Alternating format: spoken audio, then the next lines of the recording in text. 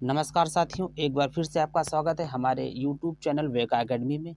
दोस्तों, आज हम आपके लिए 30 मोस्ट इम्पोर्टेंट क्वेश्चन लेके आए हैं। जी हाँ दोस्तों, 30 मोस्ट क्वेश्चन तो आपके एग्जाम के पॉइंट ऑफ व्यू से बहुत ही महत्वपूर्ण होने वाले हैं। तो दोस्तों चलिए हम पहला क्वेश्चन देखते हैं।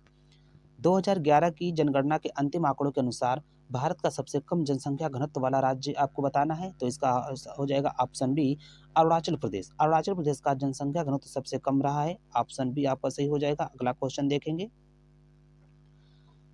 भारत का सर्वाधिक नगरीकरण वाला राज्य इसमें बताना है आपको। तो द राइट आंसर हो जाएगा ऑप्शन डी, गोवा।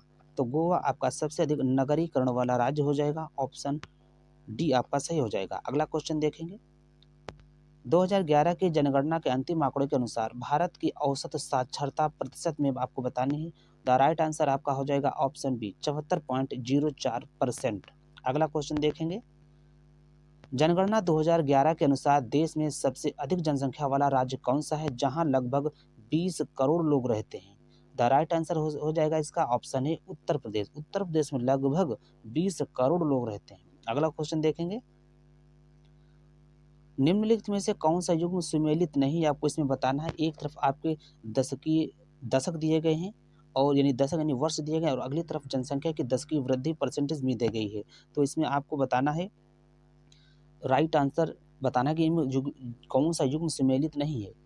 इसमें आपका ऑप्शन डी सही हो जाएगा। 2001 से 2011 के मध्य जो आपकी दशकीय वृद्धि दर थी वो 19.05 नहीं थी। आपको इसमें गलत ही बताना है। The right answer option D. अगला क्वेश्चन देखेंगे। वर्ष 2001 की जनगणना के अनुसार निम्नलिखित 4 नगरों में से किसमें सबसे कम जनसंख्या थी। तो द राइट आंसर हो जाएगा ऑप्शन डी, वाराणसी। अगला क्वेश्चन देखेंगे। सर्वप्रथम इंडिया शब्द का प्रयोग भारत के लिए किस भाषा में किया गया था।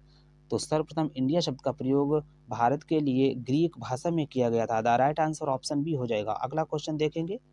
जौनपुर किस नदी के तट पर स्थित है। फ्रेंड्स, जो जौनपुर है वो गोमती नदी के तट पर स्थित है। ऑप्शन हो जाएगा ऑप्शन सी, गोमती नदी के तट पर स्थित है।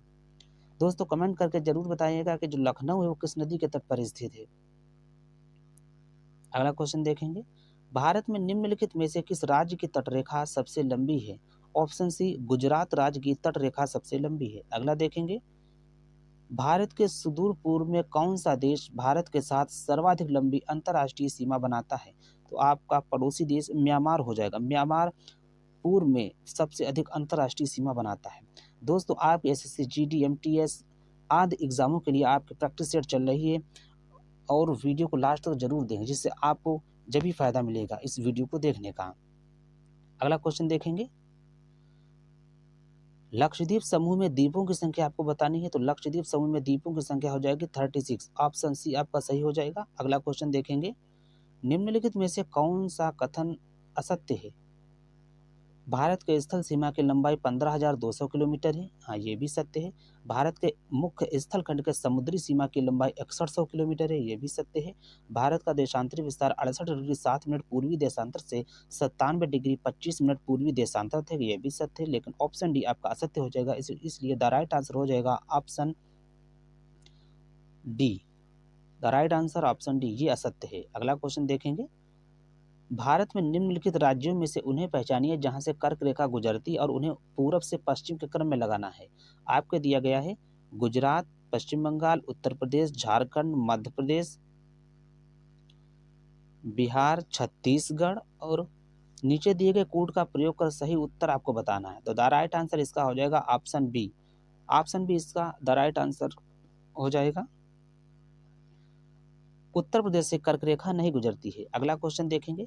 सिलवासा राजधानी किसकी है। तो सिलवासा राजधानी हो जाएगी ऑप्शन बी, दादरा एवं नगर हवेली की सिलवासा राजधानी है। अगला मोस्ट इंपॉर्टेंट क्वेश्चन है, ध्यान से देखिएगा। निम्नलिखित में से कौन भारत में ज्वालामुखी द्वीप है। तो हमें इसमें द्वीप बताना है। तो ज्वालामुखी द्वीप भारत का एकमात्र सक्रिय ज्वालामुखी है, बैरन द्वीप। बैरन द्वीप आपका भारत का सक्रिय ज्वालामुखी है। अगला क्वेश्चन देखेंगे। निम्नलिखित में से कौन भारत का सर्वोच्च पर्वत शिखर है। तो हमें भारत का बताना है सर्वोच्च पर्वत शिखर। तो इसका हो जाएगा आपका ऑप्शन डी, कंचनजंगा। कंचनजंगा हो जाएगा आपका भारत का सबसे सर्वोच्च शिखर है। नंदा देवी ये उत्तराखंड का है। अगला क्वेश्चन देखेंगे।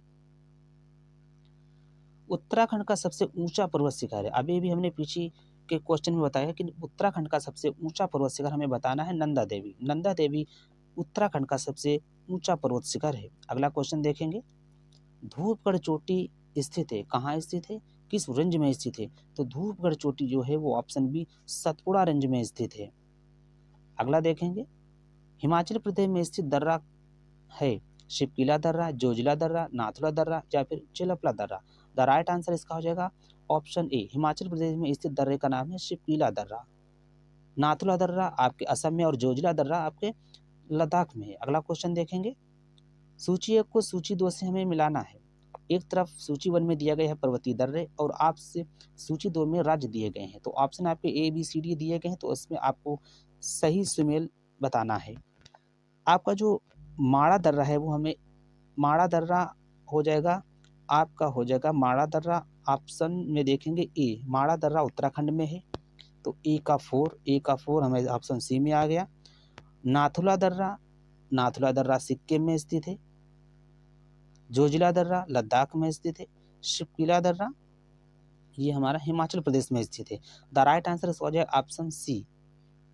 दोस्तों हमने पीछे के वीडियो क्वेश्चन में हमने बताया था नाथुला दर्रा हमें असम बता दिया था। दोस्तों वो सही कर लीजिएगा, नाथुला दर्रा सिक्किम में स्थित है।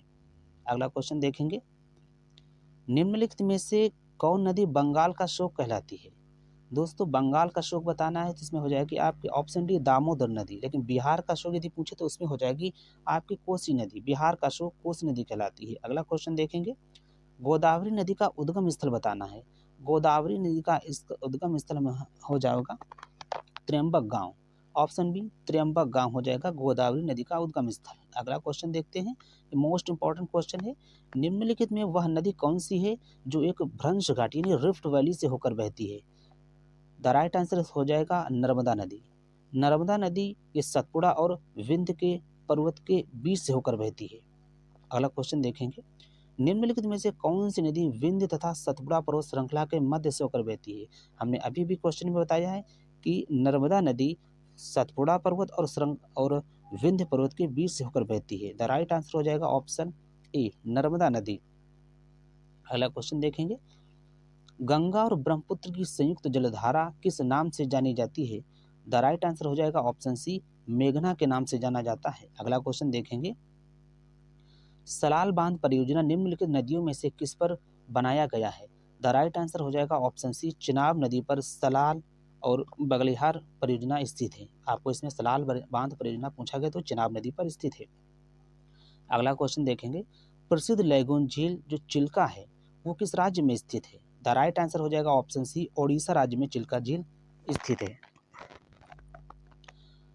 अगला क्वेश्चन देखेंगे, भारत में सबसे ऊंचा जलप्रपात कौन सा है? तो भारत में सबसे ऊंचा जलप्रपात जोग जलप्रपात है। दोस्तों आपको इसमें यह बताना है जोग जलप्रपात किस नदी पर बनाया गया है। अगला क्वेश्चन देखेंगे, निम्नलिखित में से कौन सा युग्म सुमेलित है? इसमें आपको यह बताना है कि आपके युग्म दिए गए हैं उसमें कौन सा सही सुमेलित है, आपको यह बताना है। तो इसमें आ जाएगा द राइट आंसर हो जाएगा ऑप्शन बी, 2 और 3 आपके सही है। जोग जो जलप्रपात है वो शरावती नदी पर है, ये भी सही है। और शिव समुद्रम जलप्रपात ये कावेरी नदी पर है, लेकिन ऑप्शन कपिलधारा प्रपात गोदावरी नदी पर नहीं बनाया गया है। अगला क्वेश्चन देखेंगे, आपका लास्ट क्वेश्चन है वो भी इम्पोर्टेंट क्वेश्चन है, भाखड़ा नांगल बांध जो परियोजना है किस नदी पर निर्मित है? भाखड़ा नांगल बांध परियोजना ये आपके ऑप्शन डी सतलज नदी पर स्थित है। दोस्तों यदि वीडियो अच्छी लगी तो वीडियो को लाइक शेयर और सब्सक्राइब जरूर करें, और ऐसे ही वीडियो पाने के लिए चैनल को सब्सक्राइब जरूर कर लें, और कमेंट बॉक्स में अपने आंसर को जरूर लिखें ताकि हम आपके लिए और भी अच्छे कंटेंट प्रोवाइड कर सकें। धन्यवाद।